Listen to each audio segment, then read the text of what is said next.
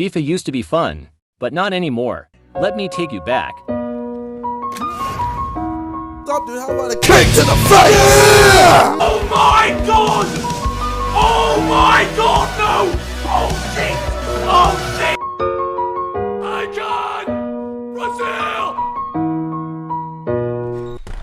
Those right, there were FIFA YouTubers at the peak of FIFA. FIFA had always been a popular game, but now it has been seeking a downfall. And you might be wondering, how is that? The new game's got so many cool features, like adding women to the game, and also saying the designs are so much better, which I can totally agree with. And that's a valid point. But hear me out. The game you are playing has just forever been a constant repeat from previous years, and you're just doing the same thing every year, but every year, it seems to get worse and worse, and you might not agree with me and say different. And that's fair enough, but the realistic fact is my opinion, and that's got its reasons to be true, in which I'll talk about later on. Anyways, let me talk about my first point. Pay to win. Throughout the years, FIFA has seen a dramatic increase for making FIFA points more expensive. Throughout the years, and also the fact of store packs. These store packs can nowadays cost up to the price of £30, whereas back in the day they were significantly cheaper, and the majority of us don't have £30 laying around to spend on FIFA packs. Like, who does the game think we are? The packs that you can buy now, the more money you spend on it, the better players you're most likely going to get, but it's all for a cost of ridiculous prices that no one wants to pay for, which in conclusion states the fact of pay to win in your FIFA games. And following up on my next point, we have the fact of playing ridiculous amounts of games just for the littlest rewards, which has definitely seen a lot of it in EFC 24, and yes, of course, some of you may not agree and say that it's worth playing all the games for the reward. Or some of you might say that you don't have to play too many games, which is a fair enough opinion, but let me talk through the fact. For example, with the newly milestone objective, Future Stars Goal Pursuit, as you can see, has score in 200 games for an 83/5, which is terrible reward if you ask me, and if you realistically want to sit there hours on end grinding on FIFA for an 83x5, there's got to be something wrong with you. This can also be shown in last year's Level Up objectives, where you also had to play loads of games just for a slightly better upgrade, and I think that's a clear point that slightly suggests that FIFA are running out of ideas. So then we come back to what I said earlier, the fact of a constant repeat to the game, LTMs, and also just doing the exact same thing over and over again, and you're probably saying that it's the whole point of the game. And why would they need to change anything when it's always the same game? And yes, you're right with that point, but you're also wrong, because if you take a look back at the golden years of FIFA, FIFA 15, FIFA 16, FIFA 17, FIFA 18, there's a continuous theme in those games. They're all diverse in their own way, and there was massive changes in each of them FIFAs.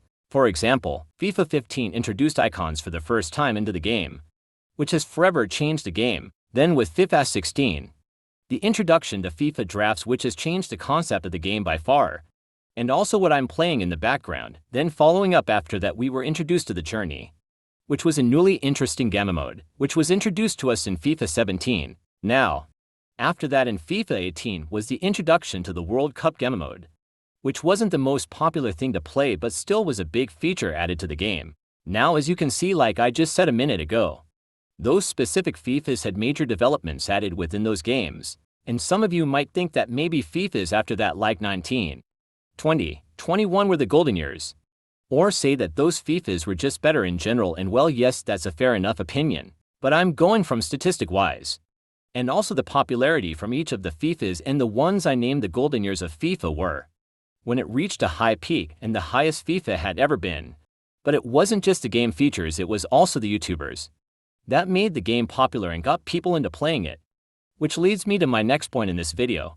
FIFA YouTubers. FIFA YouTubers are a big part of what FIFA is, and still, to this day, let me give you a few examples of what I'm talking about. We'll start first with the one FIFA YouTuber you all know and love, which is W2S.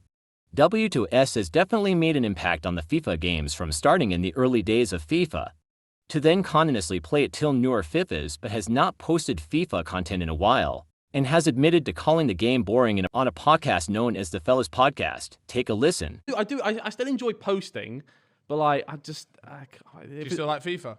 No. No. What about when you open a pack? It's not the same. As you can see, he doesn't find it interesting anymore, as other YouTuber Cal Freezy states it as not being the same, which is a common occurrence with YouTubers that played FIFA as saying it's not the same game as they enjoyed playing in the past. And for another example, we have KSI. KSI has always been a popular YouTuber, but it really kicked off by playing FIFA. Beast he is. Tired of your Van Persie playing like shit? Useless! Discard the bits! Discard! He's not even worth selling! And swap him for Inform Akinfenwa! Inform Akinfenwa is too good! He makes an okay team a beast team! He's so good he makes everyone better! In fact, he's that good he doesn't even need the team! He can easily just play by himself! One-man team! As you can clearly see, that's when he viewed FIFA as fun, enjoyable, and also just generally found the game interesting. But in a podcast with Joe Weller called Waffling, he had to say this about FIFA. Take a listen.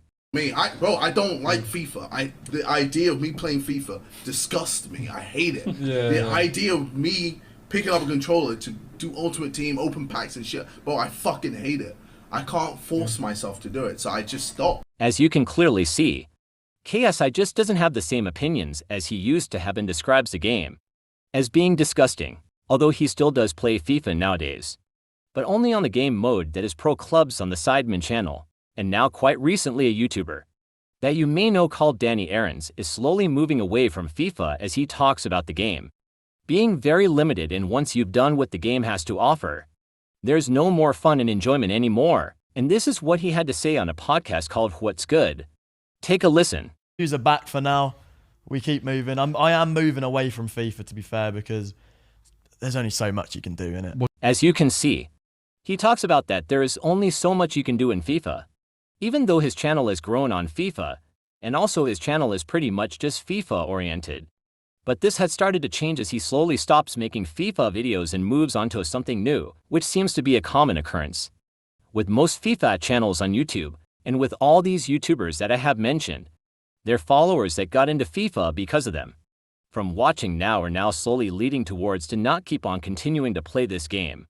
And these groups of people consist of huge crowds, which is leaving FIFA for its downfall in recent time. But even with all this reasoning that I have mentioned in this video, I still think there is hope for FIFA to rebuild and reconstruct its platform.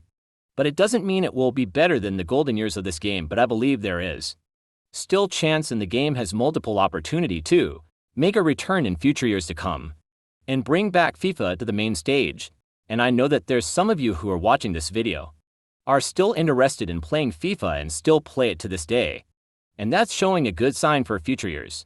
If FIFA can manage to pull a comeback for future generations to come and play the game that we play, then they can enjoy the game as we did. Let's just not forget the memories created throughout the games of FIFA, and hope that we'll bring a new set of memories for future FIFA games, and also to the FIFA community.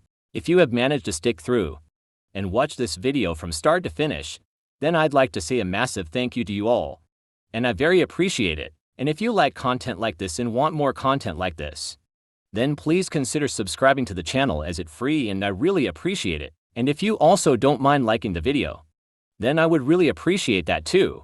But I just want to say to you all before you go that one thing, that all of us FIFA players can all agree on one thing, that every one of us has a different experience on this game. And one person may find it good and fun, and one person might find it boring and frustrating. But at the end of the day, it's up to us, the community, to make it fun. Thanks for watching.